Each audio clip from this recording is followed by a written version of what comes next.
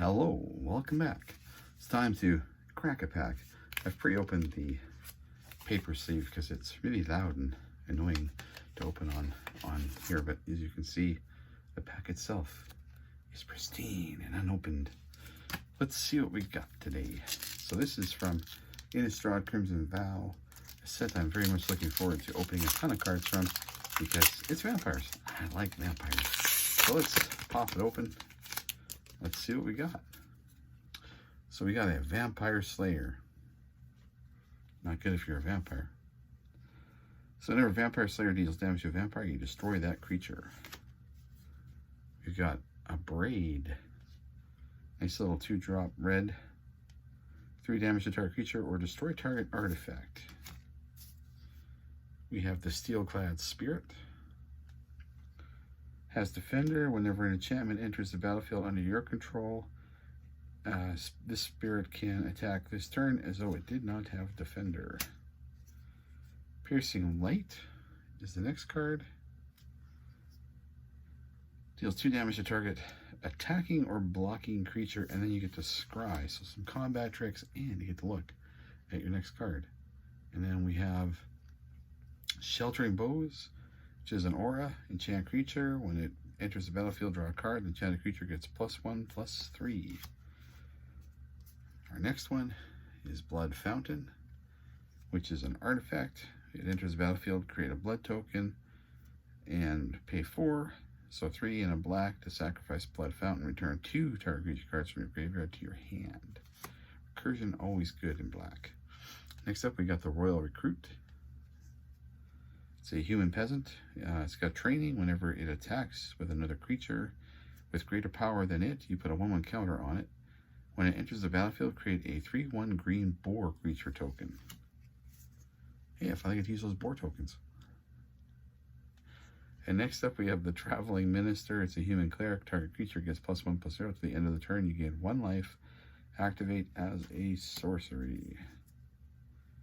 Next up, we have a Construct. It is a Blood Servitor. Sounds nasty. When it enters the battlefield, you create a blood token. I think blood tokens are going to be the thing.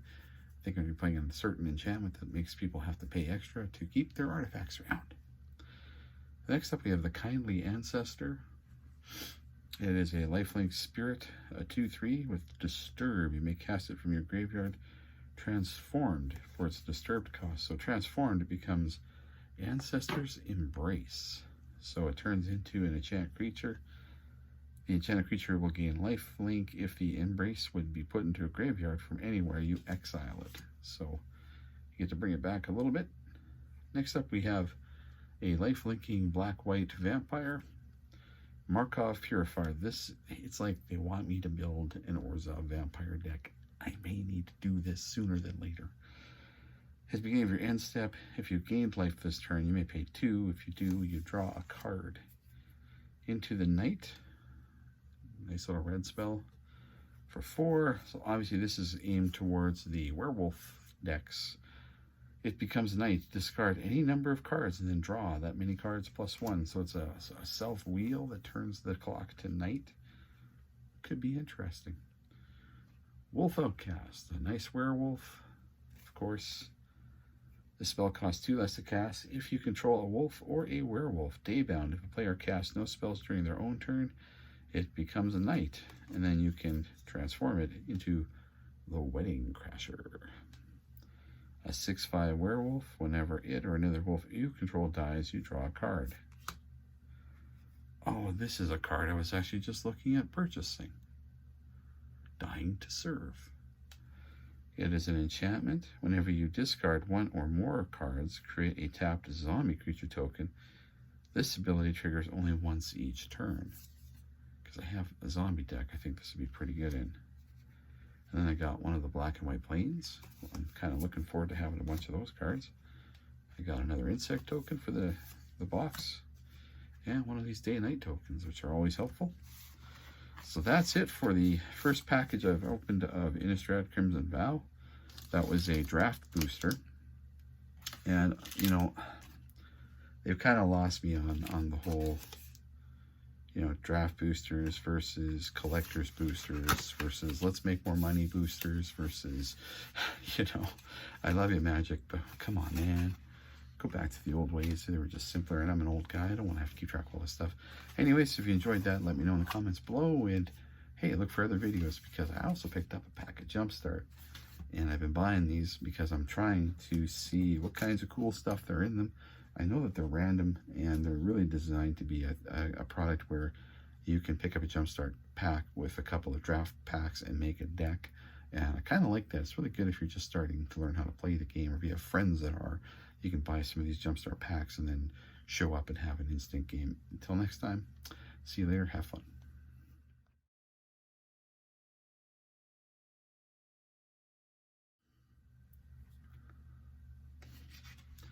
Hey there, welcome back to the channel.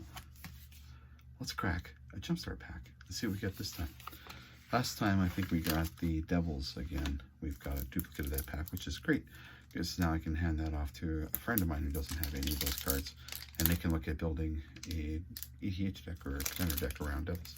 So Jumpstart unopened, and we're going to crack it open and see what we have inside today. Here's hoping it's something interesting. I'm hoping for goblins. That's what I'm kind of hoping for. I've got the spirit one, and I've gotten the Devils one, and then I've gotten the artifact one, and the elf one, and the tree hugger one. And again, we got Devils. So that's just the way it goes, the randomness of being random. I don't think I've cracked one of these on the channel, so let's take a real quick peek through it. And if I have, I just won't use the video. So maybe I'll show you what I'm working on with that. So they come with this cool little placeholder cards, the devilish cards, and I kind of like these. They're just interesting art cards. So you get a really cool looking legendary devil, Zazoth the Chaos Rider. So whenever an opponent draws their first card for the turn, if it's not their third turn, you create a 1/1 red devil creature token. So if somebody's asking you to pay the 1, you got a benefit too. You're making lots of tokens. You got Traitorous Greed, which is a nice 4-drop. Gain control target creature until the end of turn. Untap that creature, gains haste. Dance with the Devils, make some tokens. Got another devil, the Chained Brute. It doesn't untap during your untap step. You pay 1 and sacrifice another creature to untap it. You activate that ability only during your turn. The Spiteful Prankster. It's a 3-drop devil. He's a 3/2. As long as it's your turn, he has first strike. The Havoc Jester, another cool little devil card. Whenever you sacrifice a permanent, it deals 1 damage to target. Any target. Got the dude that's on the back. Got the Hobble Fiend. It has Trample. It's a 2/1. Pay 1 to sack another creature. Put a 1/1 counter on it. The Pitchburn Devils.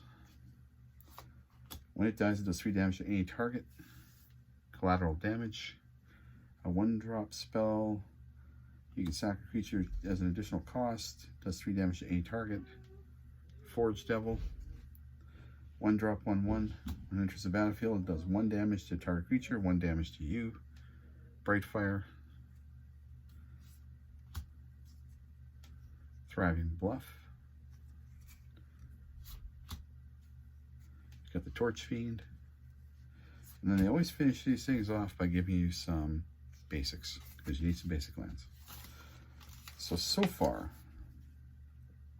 I'm striking out on these Jumpstart packs, but I can show you what I'm working on. So I'm starting work on my deck, and of course I'm using that guy as my commander. We're running the Torch Fiend so far. Of course, the Dance with Devils, Collateral Damage, Act of Treason, Pitchburn Devil. So Act of Treason is another one of those steal target creature cards. I kind of like doing stuff like that. The Hobble Fiend, Heartfire, Forge Devil, the Jester, the Prankster. We have the Sin Prodder, which is another. Beginning of your upkeep, you reveal the top card of your library. An opponent may have you put that card into your graveyard. If the player does, Spiteful does damage to the player equal to the card's converted mana cost, which can be kind of gross. Got the Hell Rider. We're using cards like Browbeat to do damage to our opponents. Got the Scourge Devils who have Unearth. Barrage of Expendables. And then Chained Brute. Got the Festival Crasher. Brimstone Vandal. Play with Fire. And these are just cards I'm thinking about building a deck around. They haven't even been sleeved. They're still sleeveless. And then I'm also looking at playing that guy.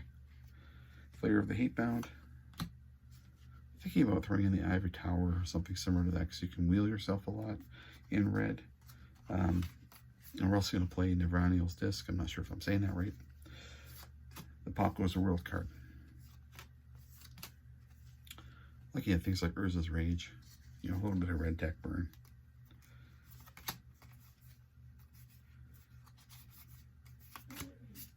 And then I have the Void Mirror. So a counter spell in red. I mean, it's colorless, but it's there for when people, you know, cast a spell without paying colored mana to pay for it. I have a Stronic Resonator, which is going to give me bonus effects, I'm hoping. So it's an activated, you know, it's a triggered ability effect. So we'll see. We'll see if it works. We'll see if it's worth putting in the deck. I'm not even sure at this point yet if I can call it a deck. I was even looking at maybe going Rakdos-y. I do have a lot of red-black demons and devils, but I decided to focus on just devils instead of demons because flavor. I just wanted to, you know, build a devil deck. I've done that very similar thing by building a samurai deck, which I think I put on the channel. If I haven't, I will soon.